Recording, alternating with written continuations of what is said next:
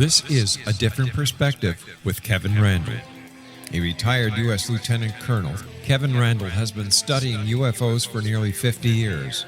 Kevin has investigated some of the most famous UFO cases in the world and has been consulted for dozens of documentaries about UFOs. Considered one of the leading experts into the Roswell UFO crash of 1947, Kevin has written more than 25 books about UFOs, including the recently published Roswell in the 21st Century. Now, here is the host of A Different Perspective, Kevin Randle. And welcome to this edition of A Different Perspective. I'm Kevin Randle. Normally at this point in the program, I rant about something, and there is so much going wrong in the world today, I wouldn't know where to begin. And I always try to keep the program apolitical, so that kind of limits where we're going. So I guess we'll just jump into this thing today. I'm joined by Dr. James Houran. He's received his PhD in medicine with a psychology focus from Adelaide University in 2004. He is currently Director of Research at Integrated Knowledge Systems Incorporated and is a research professor in the Laboratory for Statistics and Computation. Well, it's the Institute, the Political Institute of somewhere. You can fill me in on that later here. I can't make the foreign words. He has published over 100 peer-reviewed research papers in both mainstream psychology and a variety of anomalous arenas, as well as currently serves as on the editorial boards of several journals. As of January 2022, he was appointed the new editor-in-chief of the peer-reviewed Journal of Scientific Exploration. Jim will talk about his UFO-related research, including his controversial work on the Ramey Memo controversy with a broader Roswell incident, within the broader Roswell incident, 1947. Maybe we should start again. I don't know here. Jim, welcome to the program. Kevin, good to connect. It's been quite a while. Yes, it has. Hey, what's this thing that I couldn't pronounce? The Institute of... Look, all you need to know, it's called ISLA. It's a Portuguese university where I am a professor at. But the most important thing is I've been given the opportunity to be an editor of a science journal that's devoted to all range of anomalies across science. And so ufology is certainly part of that, but it's a wonderful way to get a really great lay of the land, because a lot of these anomalies that normally we think are of being disconnected, they actually relate to one another. So, well, here's a question I think that many of the audience may have. What exactly is a peer-reviewed scientific journal? I don't think they would have had an opportunity to come in contact with many of those. Well, it's overstated for one thing. If it's a scientific journal, it should by definition be peer-reviewed. What that means is we're not just publishing people's unchecked opinions and speculations, rather ideas, whether they're just conceptual or whether they're actually tested through different research designs. They are independently evaluated by experts in the field. And then the papers usually go through a set of revisions to clarify issues, maybe catch errors. So what is finally published in that journal has passed muster. That doesn't always mean that everyone still agrees with the findings, but it does mean it went through quality control, because science at the end of the day is not about opinion. It's about, or driving consensus. It's about trying to continually push the limits of knowledge. So just when you think you know, there's always some new room to grow. And peer review helps keep us current, and it helps make sure that different points of view are taken into account. Well, I would think that you've got a panel of people to review the work, and maybe there's 5 people on the panel and 3 of them say yes and 2 of them say no, then it passes muster and is published. Well, something like that. Again, not every research design is going to appease every possible reader. That's why skeptics, advocates, they need to be talking to each other and cooperating rather than talking at each other. But no, science is self-correcting. So if there's an issue, if there can be an improvement made, if there was an error that was inadvertently occurring, well, that can get corrected in new research. So science is not stagnant. It's always changing and evolving. We're always building on what we think we know and how we know it. Science isn't based on consensus then? No, it isn't. In fact, some of the most important research findings actually went against the grain at the time. But there certainly is with peer review consensus that a particular piece of research or conceptual thinking has merit. So in that sense, you can say science involves a merit system that involves socialization and consensus. But at the end of the day, ideas are either objectively right or they're objectively wrong. And part of the peer review process is try to limit the mistakes made. That's what all science is. We know we're wrong on everything. It's the question of, can we keep reducing the error rate so our approximation of reality is closer and closer every year? Well, I think back to the Ramey Memo, and this, of course, for the audience who may not know, is a document held by General Ramey in 1947 that relates to the Roswell UFO crash in some fashion. I think the few words that can be read with a microphone, with a microscope or a magnifying glass suggest it's related to Roswell, given the timing of the photograph and that sort of thing. I think that pretty much is a consensus opinion. Where we run into trouble is exactly what it says and some of the parts that are a little bit harder to read. Now, you had some experience with the Ramey Memo? Yeah, and it stemmed from my broader interest in the Roswell incident. I mean, at heart, I'm a skeptic. That doesn't mean that I'm a debunker, but I'm a sympathetic skeptic. I need to see evidence for whatever claim someone is making, whether it's pro or con towards the paranormal or the anomalous.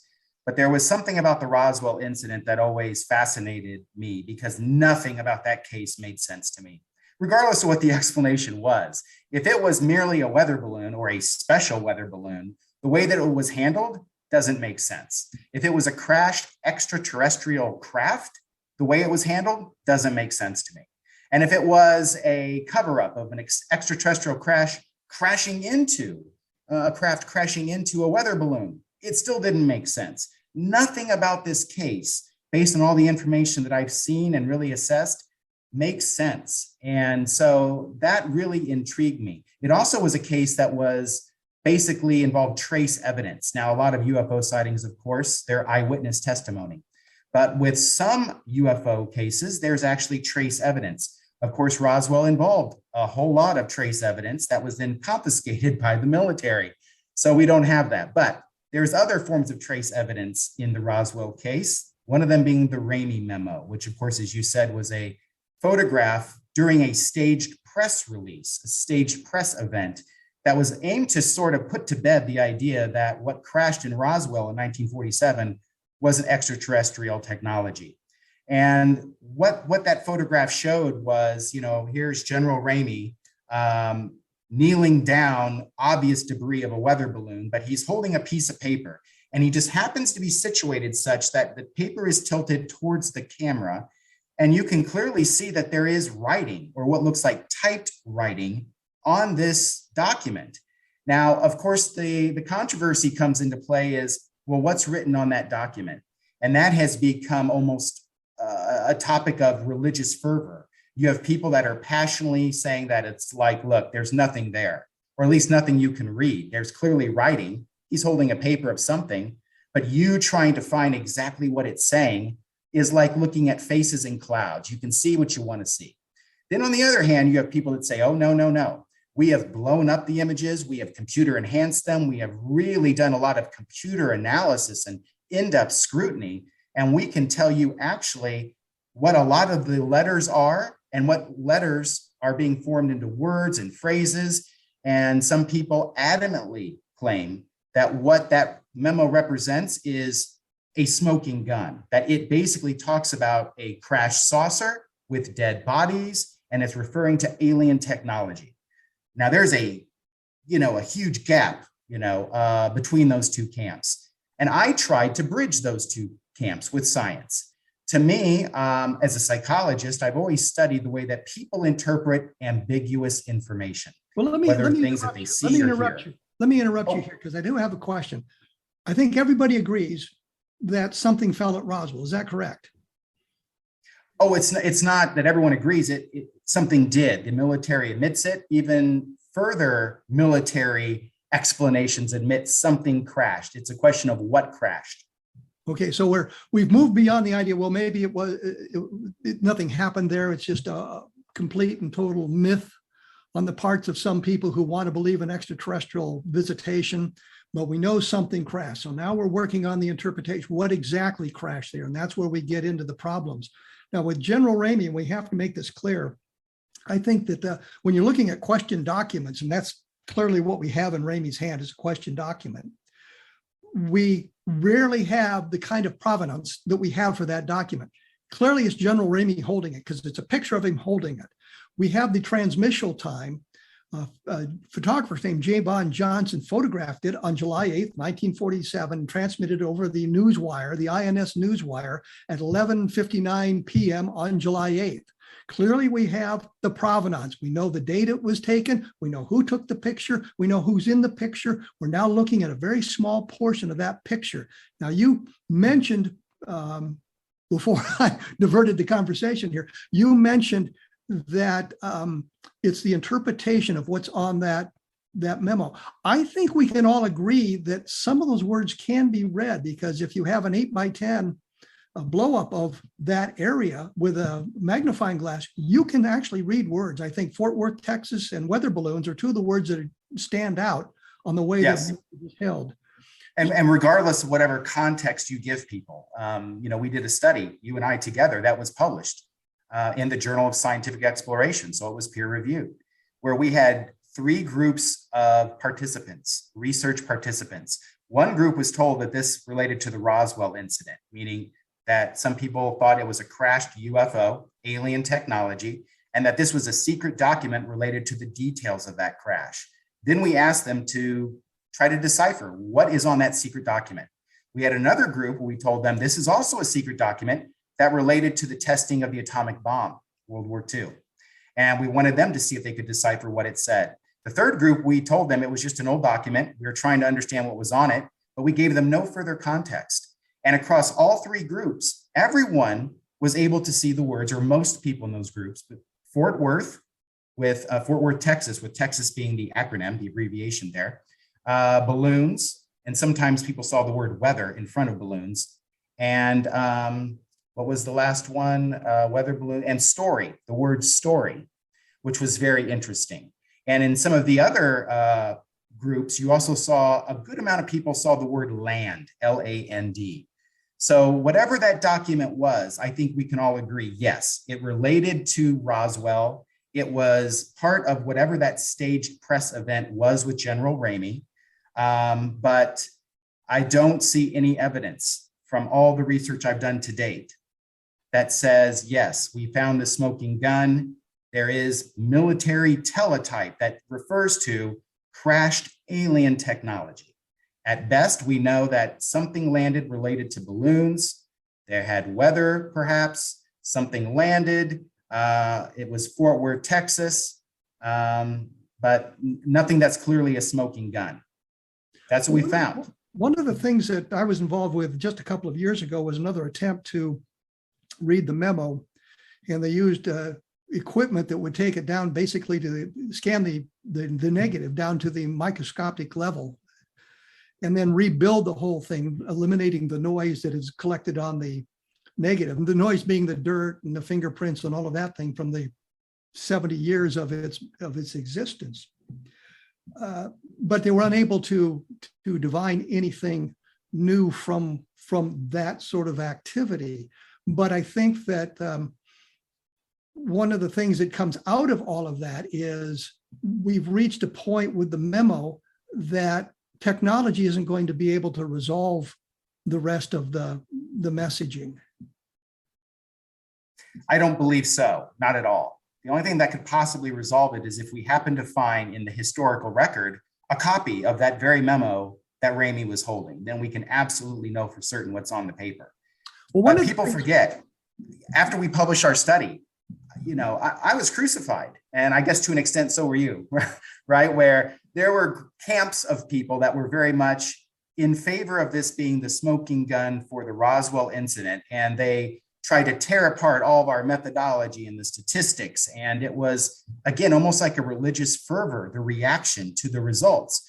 But they didn't see the larger picture, and there were 2 parts. Well, I have to interrupt here because I'm running up against my break. So I'll have absolutely. to stop. And there's to be continued. there's some questions that I need to ask you about that. I think there's some things that we can clarify that. I'm talking to Jim Houran. We're talking about the Journal of Scientific Exploration, which he is now the editor-in-chief of, which is an important document. You should take a look at that if you get a chance. I'll have more about this on my blog at www.kevinrandle.blogspot.com, and we will be back right after this, so please stick around. And welcome back. I am here with Jim Houran. We're talking about the Ramey Memo, actually, and we are practicing social distancing. As you can see, we're not in the same environment. We're not wearing masks, but we don't need to because there's nobody else around us. When we went away, we were talking about the Ramey Memo, and I wanted to point out one thing, which I didn't get a chance to when we did the last scan of the memo. One of the things they did is they had managed to find samples of the teletype fonts that were in use at the time and see if they could determine what kind of a teletype was being used. And I don't believe they were able to limit it to any specific one, just interesting font. The other thing that is kind of relevant to this, which doesn't get a lot of play, and I know you know this, Jim, J. Bond Johnson, who was the photographer at the press conference, he took the picture with Ramey holding the memo. He said at one point that he had brought the document into the office and handed it to Ramey as a prop, so Ramey would have something in his hand. And that, of course, would negate the importance of the document because it would mean it came over the news wire as opposed to something out of a classified message center. He, of course, later repudiated that when he realized he'd wrecked the importance of the photograph. But we weren't able to determine a source. But you were talking about if we could find the original document, which I'm sure no longer exists, given the longevity of messages. I know as an intelligence officer, we would get 30 or 40 classified messages a day, and we would destroy most of them because A, they weren't relevant to our operation, and B, they usually had a use by date, a date in which the information became perishable and unimportant, so we would destroy the documents that way. So the odds of us finding the thing are relatively small. But one of the things that was interesting, you had mentioned the experimentation that had been done and that people in the various groups tried to determine what was on the document, and it was sort of primed by the information they were provided. In other words, it was a Roswell document. It was but atomic testing. You have no information. What did you see? What were the conclusions that came out of that? Well, there were a few conclusions. There's some high-level things and some nuances that are very important. The high-level conclusion is that the memo is readable to some extent. Again, regardless of context, there were certain words, story, balloons, Fort Worth, Texas, that everyone said that they saw, or most people in most of those three conditions saw. I see it myself when I look at a nice blow up of that memo. So it's not as if it's completely looking at faces and clouds. Clearly, this was a written document. I think also the fact that those three words, I don't think this was just some random piece of paper that somebody just handed to General Ramey as a prop. You don't need props when you have the ultimate prop, which is supposedly this weather balloon debris. That was the star of the show. That's why they were there. So you only need one prop, and that was the one to show. So I do think that document did relate to Roswell, or I should say specifically to the staged event. My personal opinion, I have no data on this, is that it was some sort of a memo that listed talking points to help General Ramey stay on point or what have you. So I do think it did relate to that day. But there were also some interesting findings. We also measured in the different conditions people's level of tolerance of ambiguity. In other words, are these the kind of people that need to find answers to problems, or are they okay with uncertainty? We also measured their level of belief, their level of exposure to the Roswell incident. And when you looked at motivating factors like that, the higher people scored on things like the need to have an explanation, the more exposure and information they had on Roswell, the more words they claimed to be able to see.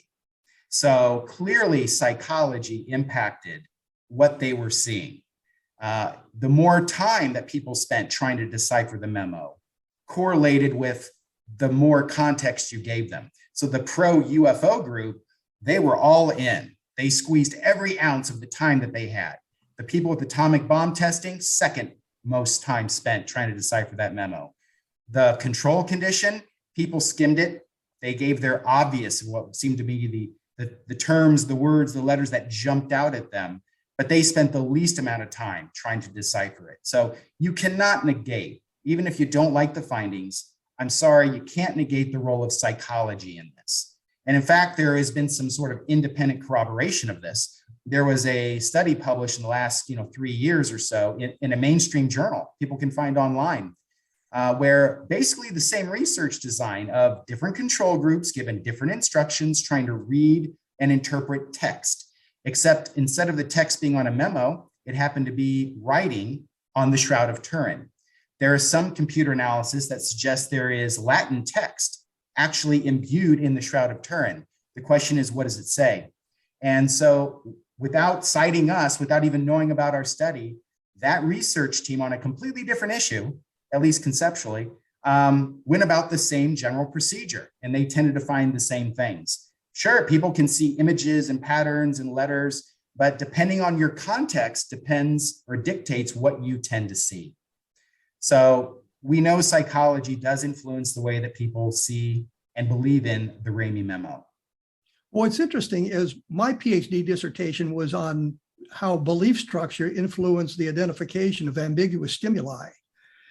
And I had a series of photographs that were taken of various objects, but they weren't, one of them was Comet West, which had broken up into 4 parts. So you have 4 blobs of light traveling together. And one of them was a meteor fall and things like that. I mean, the ambiguous stimuli. And what I found in my research was that the belief structure influenced where you took the interpretation. If you believed in alien spacecraft, then your interpretation was, here's a formation of 4 objects traveling together under intelligent control.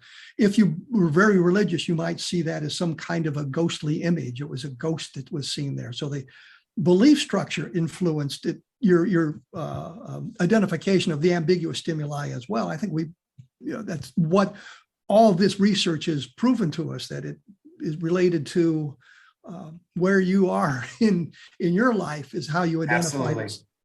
One of the things one of the criticisms was that the UFO researchers who had studied the Ramey Memo claimed, well, I spent weeks and weeks and weeks trying to interpret this thing. And in our study, the subjects spent 10, 15, 20 minutes. And I think you kind of alluded to that the control group spent the least amount of time in 15 or 20 minutes. And I think the Roswell group spent the most time trying to puzzle this thing out, but it still was under an hour for all the people looking at the memo. Yes. Well, first, the memo is not that long. So if you're spending days and weeks and years looking at this, I would say you're straining your eyes to find evidence for something that you already believe.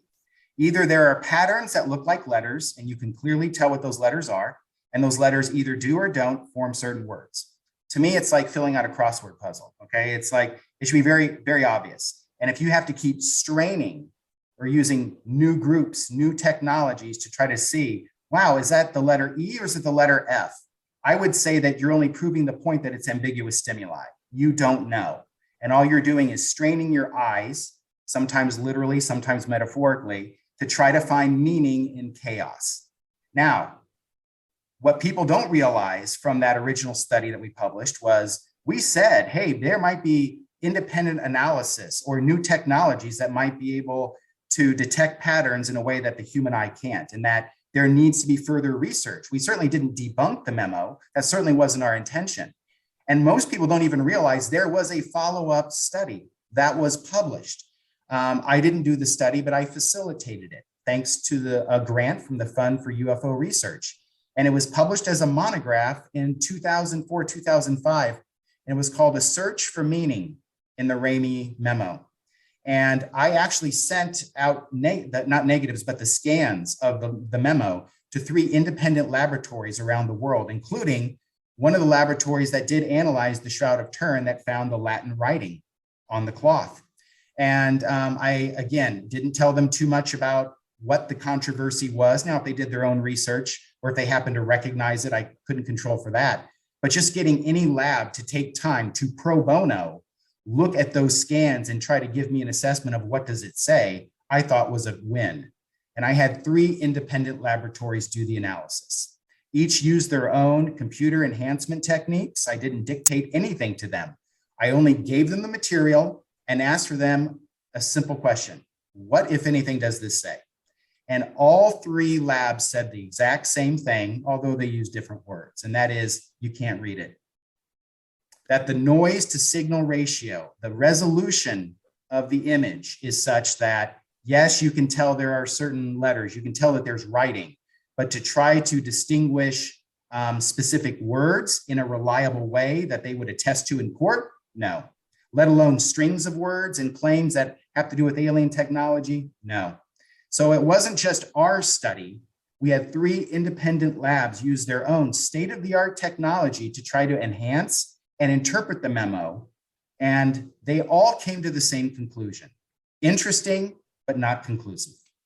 Well, the key phrase, I think, in the memo, the one that most UFO researchers are hung up on, the one that is really the smoking gun is, I think the first line, it says something to the effect of victims of the wreck. Mm-hmm. If that phrase is actually there, that eliminates, of course, the weather balloon, because there's not going to be any victims of a weather balloon crash. That's the key phrase. And I know that David Rudiak, who's done a lot of research on this, was to the point where he was counting the specific letters in the words and that. And he says, well, there's only so many words in the English language that have the right amount of letters that start with the letter V, V being the critical letter in that whole string, victims of the wreck. I was involved in a study with Josh Gates of Exploration Unknown and all those kind of programs. I went to Texas just to meet Josh Gates. But while we were there, they, of course, had the memo analyzed once again by somebody who's an expert in this. He said the word isn't victims, it's viewing the wreck. And I thought, well, there's an interesting interpretation, because it fits the criterion that David Rudiak set up, but it changes the whole meaning of the memo. Because if you're viewing something, you no longer have the smoking gun. I found that kind of interesting. Well, it is interesting. It's also interesting that none of the participants, none in our original study, saw the word victims or even wreck. And again, none of the 3 laboratories using at the time, around 2004, 2005, the state-of-the-art technology available to them came to that conclusion. They didn't see those words. So it would be interesting if there could be some computer impartial analysis done that could confirm that, yes, that's what those words say. But even if it did say that, it doesn't really further clarify the Roswell incident at all. Well, what I was thinking, though, when I look at the memo and that line specifically blown up horrendously, I can see it both ways. I can see viewing. I can see victims of the wreck. And that tells me it's an ambiguous stimuli, because I can see it either way where my mind is going. But in the latest study, as I said, they took it down to the molecular level and then rebuilt the scan. I mean, it took them an hour to scan the negative, and they did it just a little bit at a time as the camera moved by computer control over the whole thing, and then they rebuilt it from there, eliminating the noise. And when we were done with that, the words seemed to be remains of the wreck. Well, not necessarily, but the viewing became remains. It looked more like remains than anything else. So there's another interpretation. Well, and actually that's 2 interpretations. Remains could mean dead bodies, and remains could mean debris. And who knows what else it could have meant. And even if you know what the word is, that word happens in a context of other words. So unless we have the full memo, it would be easy to cherry pick a particular meaning of a word also. So to me, I'm all for, let's keep doing studies. Let's gather the information that we can, the empirical information that we can, because I do believe Roswell was something other than a weather balloon or a special weather balloon. The conclusion of this final study, and these guys took it to the point where there was nothing more to do. I don't think you're ever going to have equipment that's going to make a better scan of the negative, which is probably deteriorating somewhat too, even though it's in a controlled environment. But they said that the only way it's ever going to be interpreted is using artificial intelligence, some breakthrough in artificial intelligence that can apply, as you said, this unbiased examination of the memo. We're going to have to break off here because we're going to have to take a break. I'm here with Jim Houran. We're talking about the Journal of Scientific Exploration and Ramey Memo, and we'll get back right after this with some additional information, so please stick around. I am back. I am joined by Jim Houran. We're talking about UFOs. We're talking about the Journal for Scientific Exploration. We were talking specifically about the Roswell case. You mentioned that the Roswell case kind of intrigued you as opposed to just trying to read the memo, but other aspects of the case that intrigued you as well. What were those aspects? Well, as I said, Roswell is one of those things where everyone knows there was a historical event. Something crashed. The government has acknowledged that. Then they've tried to re-explain what that crash material was ever since. But there is no doubt that something of significance crashed in 1947 outside of Roswell.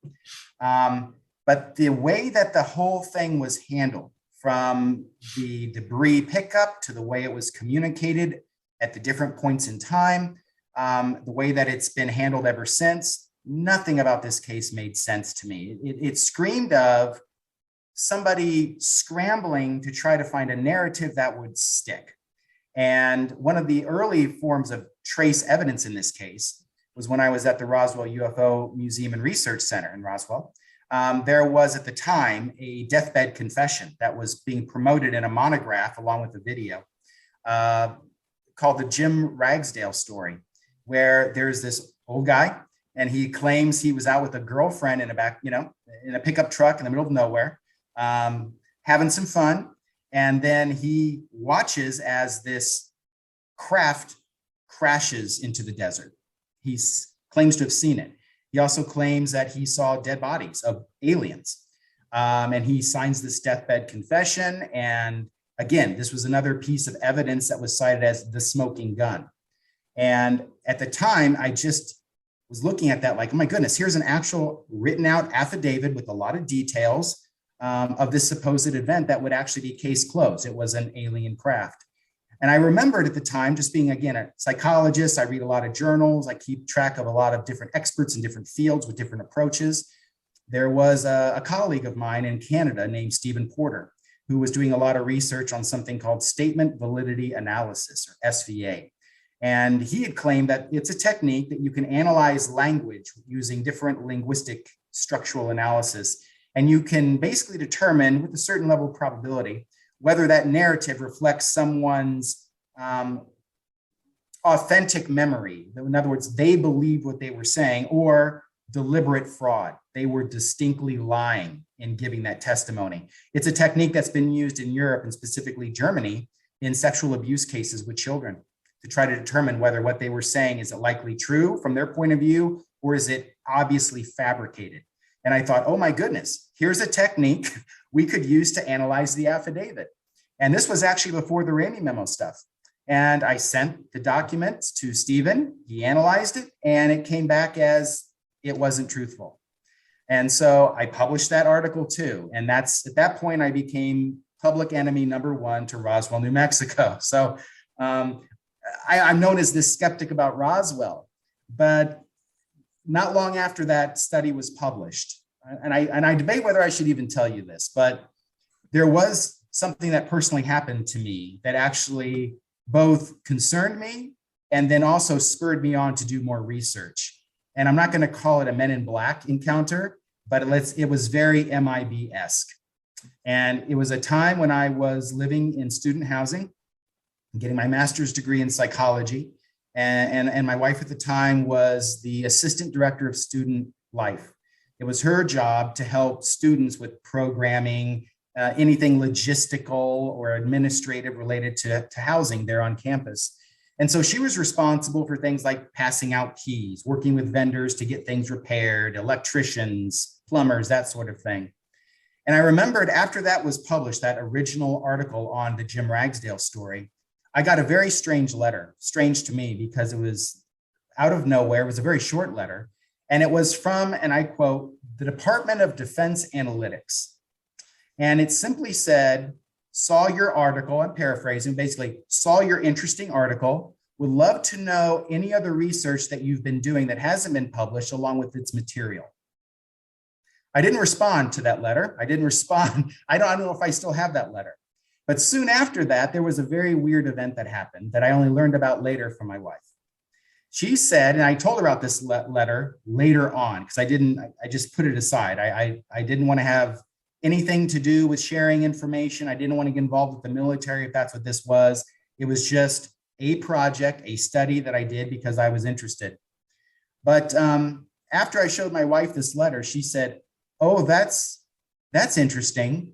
A couple days ago, I had a couple of workmen come to the office that said that they were here to do some repairs that were called in." She was very busy with things, so she didn't look at any credentials. They seemed to be dressed as workmen. They seemed to have a clipboard, but they didn't show any paperwork. They just said they needed to have the pass key to get into a section of housing, which just so happened to be where also she and I were living.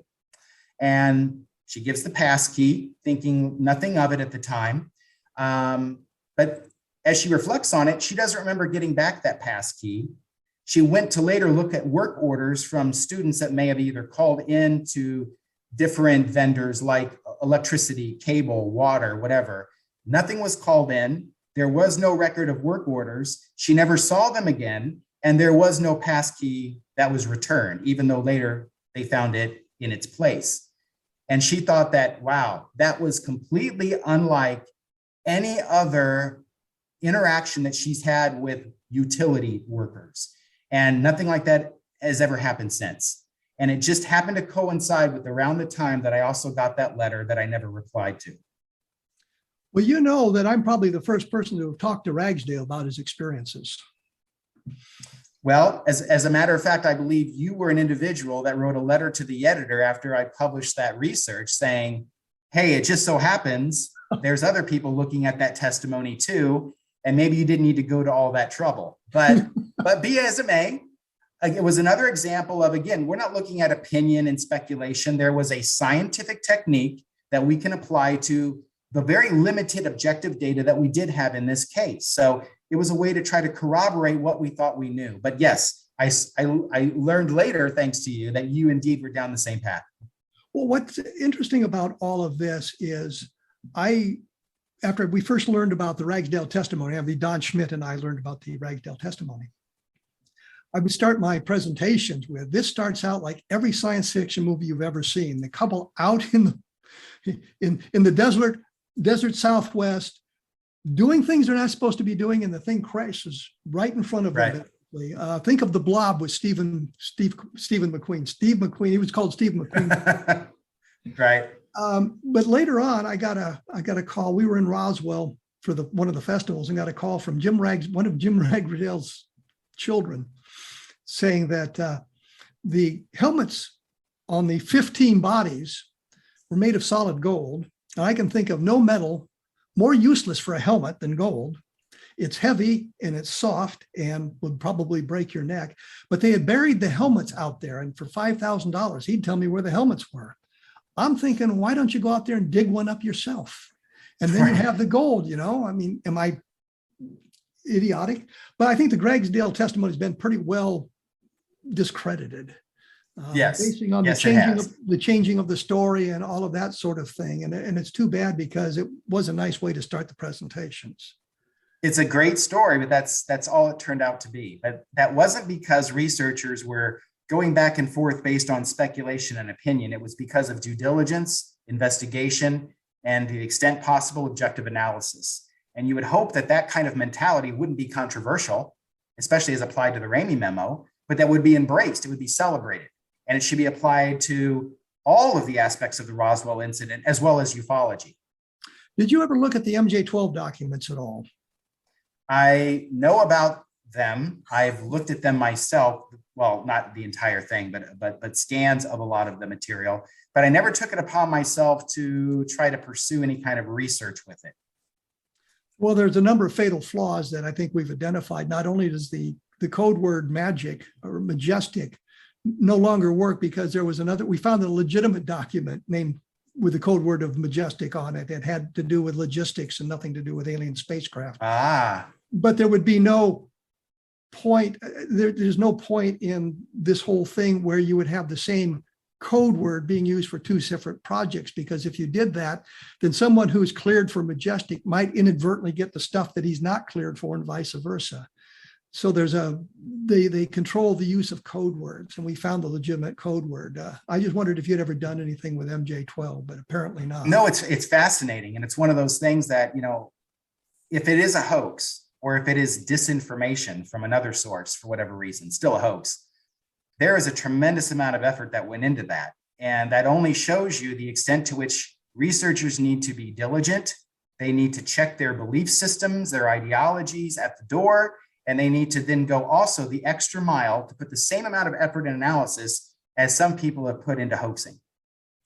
What is interesting about all of this is that I was reading a book, reading a paper the other day, and it explained that 50% of all the documents relating to the Texas War for Independence were fabricated because there was a big market for those kinds of documents.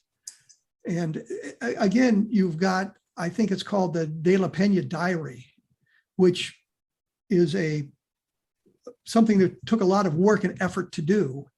But I am convinced that it's something was created in the 1950s and had nothing to do, well, had to do with the Battle of the Alamo, but it was created in the 50s by someone trying to change the dynamics of the battle somewhat. Oh, it's fascinating. But and of course, you also have cases like, Hitler's diary, Jack the Ripper's diary. It's certainly not just in ufology that you see this trend for hoaxing and trying to make money off things and whatnot. Even in the world of antiquities, collectors and dealers, you'll always see them in the news about, oh, this stolen artifact is now going back over here. And oh, by the way, this is now fake. Right, it's hard to know what to trust. All the more reason why investigators need to check their biases and their belief systems at the door and to try to really get at the truth of the matter. And that means objective analysis to the extent that you can. There was a movie that came out a while ago starring Melissa McCarthy, and I really never cared for her as an actress. So if she was in something, I avoided it. But I got caught up in this. And the reason I bring it up now is she was portraying someone, and I forget the name of the woman, who was a legitimate real live person who had some success as a writer, but her success had evaporated. And she sold a document that related to somebody that she knew, and it keyed her, well, I can make this stuff up. And she was selling an awful lot of documents like that. And, yes. And that became her livelihood, was creating these documents among the artistic community, the writing community, letters and things like that. And you'd have people writing books, and they would quote those letters as some sort of evidence that, person A did this to person B and that sort of thing. And it turned out to be a complete and total hoax. And I think that in the world, we tend to think if it's something held in a library collection is probably accurate and true. And it turns out that may not be the case. No. And I have seen that movie, by the way. I happen to like it. I'm not going to say I'm a Melissa McCarthy fan, but that story I thought was compelling. And I imagine it might even be based on something real, because we know that stuff happens, right? But it does. Again, I'm going to be a broken record. It should make every researcher nervous coming across evidence. And even if that evidence confirms what you think you know, what you want that evidence to say, that is the time where you need to ramp up your inner skeptic and try to debunk it, right? You need to play a healthy devil's advocate to yourself, really cross-examine that evidence. And that usually means you not doing it. When I mean you, I don't mean you, Kevin, but that investigator doing it. That's where you need to have independent eyes on evidence to one, see if it's valid, and then what does it mean? And it's too bad with the Ramey Memo and the whole debacle that exploded because of that first article, that those kinds of approaches, that sort of mentality would be seen as, one, controversial, and two, threatening. It's not what the scientific method is supposed to be about. Well, we're going to have to take another break here, but I want to just reinforce the one idea. Of all the documents we've dealt with here, the Ramey Memo is the one that we have the perfect provenance for, because the guy's holding it in his hand and we have the data was transmitted. We're talking about the Ramey Memo. We're talking about UFOs. We're going to talk a little bit more about the Journal for Scientific Exploration in just a moment. I'll have more information up at my blog at www.kevinrandle.blogspot.com. We will be back right after this, so please stick around. I am back. I am joined by Jim Houran. We've been talking about the Journal for Scientific Exploration in a roundabout way, focusing on the Ramey Memo because he and I had done an experiment many, many years ago now about the Ramey Memo to try to gather some scientific data about it and the interpretations of it. And as I said repeatedly, I think it's important because it just cracks me up that the provenance is so solid on it. The guy's holding the thing in his hand. But the Journal for Scientific Exploration, where they published this article, which led to some nasty letters from ex-friends and that sort of thing. You mentioned it not only deals with UFOs, it deals with other paranormal activities and unusual phenomenon. What sort of things? Well, I'll call it anomalous phenomena. Anomalous. Whether it's paranormal or not, who knows? But things like parapsychology, right? Do people have an ability to influence other people's minds or the environment? Cryptozoology, hidden animals, ufology, of course. But we also get into aspects of history, folklore, belief systems, new types of energies, and whether Einstein was right about things related to the cosmos. So it has to do with what we call edge science, where people have observed either through just regular observation or whether through scientific measurement, aberrations, outliers, anomalies that otherwise wouldn't predict, that shouldn't be predicted to be there if our current understanding of science was correct. So to make sense of these anomalies, we offer a platform for good, rigorous research, the kind of research that most mainstream journals wouldn't touch because it's too controversial. But we love controversy. Well, one of the things that's always come up in the UFO field is the data are all anecdotal. And my question has become, when does an anecdotal observation become a scientific observation? Is there a line to be crossed there? What is the criterion for determining something as a scientific observation as opposed to an anecdotal observation? Well, I would say, eyewitness testimony is a qualitative piece of evidence, and you can do quantitative analysis on what people report, either when they report it, the kinds of details they report, the characteristics of the people making these claims. There's a lot you can analyze in a scientific way. And by scientific, I mean you're testing a hypothesis. You're trying to either affirm or disprove a particular perspective, a particular argument. So if it can be falsified, it's scientific. And so sometimes you're also doing exploratory studies, which is you're just trying to find if there's any patterns to data, not trying to interpret those patterns, not trying to make sense of it, not trying to tie it to anything wider in the scientific world. You're just trying to see, is there a recurring pattern that makes me go, So there's a lot you can do with eyewitness testimony. Eyewitness testimony also should be part of what guides or directs new research. If people, for example, you keep seeing reports of people that say, hey, there's unidentified flying objects over this part of the country. Well, we can bring instruments, we can bring scientific equipment to then try to confirm what people have said. So eyewitness testimony has a lot to do with the scientific method. It's used all the time in biomedical research. It's used in polling and marketing data. So no, if people try to dismiss eyewitness testimony as just being completely not a form of evidence, that's misguided. Well, something you said here has kind of triggered a thought. Are you familiar with the Galileo Project and Avi Loeb? Oh, yes.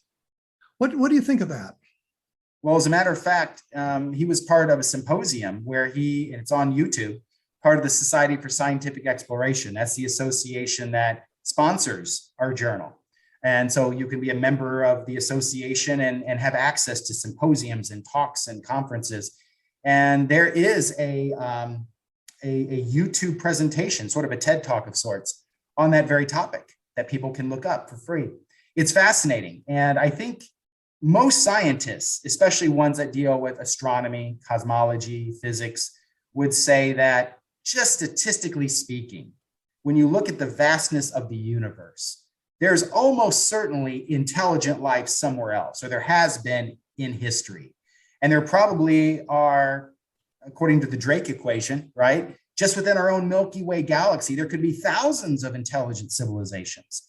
And so artifacts, technological artifacts, space junk, so to speak, could be flying around and you could detect it. So it's a fascinating proposition. It's certainly part of the SETI program, that search for extraterrestrial life. So I think it's fascinating, and that is one topic that really is bordering on the mainstream. You will see all sorts of mainstream astronomers and people in physics talk about that sort of thing. Well, we've launched our own interstellar probe with the Viking, and I think it's finally left the solar system. It's left the solar, right? Yes. So it's now out in deep space, in interstellar Deep space. Mm-hmm. So it could pass by somebody's civilization 80,000 years in the future. And that's kind of, I think, what his attitude is, that there may be those sorts of probes sent out, and we can detect those much better than, or expect those much more than a kind of a interstellar flight with a. Oh, absolutely. I think there's a term called technosignatures. That's kind of popular right now. So whether it is actual probes that are intentionally trying to see about life from other civilizations, or as I call it, space junk. Like, we have satellites that become defunct and it becomes basically garbage in space, and sometimes they'll fly off out of orbit. Well, maybe something like that also. It's not intentional, but it's a haphazard accident of someone else's space junk that comes into our atmosphere, or at least our neighborhood, and we can detect that as well. So whatever form technosignatures take, I think it's a fascinating and a very clever way of expanding the SETI program. I did a science fiction novel quite a few years ago called The Rat Trap. And the idea was that a technological civilization was sending out these probes. And the idea was, if you could get to it in space, it entered the solar system, you could get to it. Well, that displayed a level of technology. And if you could get inside it, and access the equipment in there, that showed another level of intelligence, and would radio the information back, but it was a probe that was not really inhabited. And then, of course, our people got caught inside. Now, how do they get out of it? That they're inside. But it was just that kind of an idea, that these probes were sent out looking for intelligent life without any specific designation or destination, but they were designed so that if somebody else got to it, it would alert the home world about that. That's cool. Kind of. That's cool. You also of said, course, Kevin, we might be evidence of alien life, right? There's that idea too, that human life was seeded through extraterrestrial organic matter, right? And so there is a study somewhat along those lines that is in preparation right now for our journal. That is the only study that I know of that's going to take a comprehensive look at humanoid sightings relative to UFOs, and how that has changed over different periods of time, and what that change, that evolution might mean. So there's all sorts of fascinating hypotheses related to ufology, but I guess the point is that humans, we think of extraterrestrials as being far off in distance and have nothing to do with us or our shared history, when who knows, maybe there is something to this ancient civilization and ancient technology stuff that we either intermingled, or maybe we came from another galaxy or another solar system. I always thought that intergalactic flight would be impossible, because the nearest galaxy is 2 million light years away. So that's quite a distance. It is if you're going the standard way, but who knows if we can ever detect and use wormholes where you can actually take a detour through space-time fabric. Who knows what might be possible, but it's fascinating to think about. I'm glad there are people that are pursuing this in an academic way. If somebody wants to learn more about the Journal for Scientific Exploration, or can you subscribe to it? How do we get in touch? How do we learn about it? You can subscribe for a print version, but the advantage is it's an open access journal, which means it's free and online to any readers without any sort of a paywall. And people can go to scientificexploration.org and they can access all the past issues. So even if you're not a member of the Society for Scientific Exploration, or if you're not a subscriber to the print version of the journal, anyone can get access to this cutting edge research. So if somebody wanted to look up our experiment that we did many, many years ago. It's there.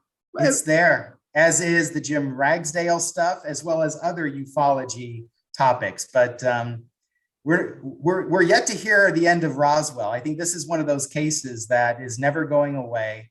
And who knows what there might be in a library archive, or what new photograph might be discovered, or new eyewitnesses that can lead us to new clues and trails of evidence. But I don't think Roswell is going to be buried anytime soon. I would say that the explanation, and we kind of touched on, special weather balloon, the Project Mogul balloons, and it was a highly classified project and all of that. Of course, the purpose was highly classified, but what they were doing in New Mexico was not. It was standard issue balloons and Raywin radar targets, things you could buy in the store if you wanted to. And there was nothing there that would fool anybody. And one of the things that I have discovered in going back through some of the information was Brazel, when he went to the sheriff's office the first day, took samples in with him. And if it was a weather balloon, it seems that Jesse Marcel and Sheridan Cavett would have recognized that for what it was, and they would have never gone out to the ranch, and this whole thing would have gone a different direction. So what he brought in was of significant strangeness that they felt they needed to go out there. So exactly. I mean, again, it's my personal opinion after weighing all the pros and cons and the different lines of evidence, including the eyewitness testimony. Thanks in large part to you, Kevin, your diligent efforts to document these things before all these witnesses die. I think it's pretty clear that the government lied. They keep lying.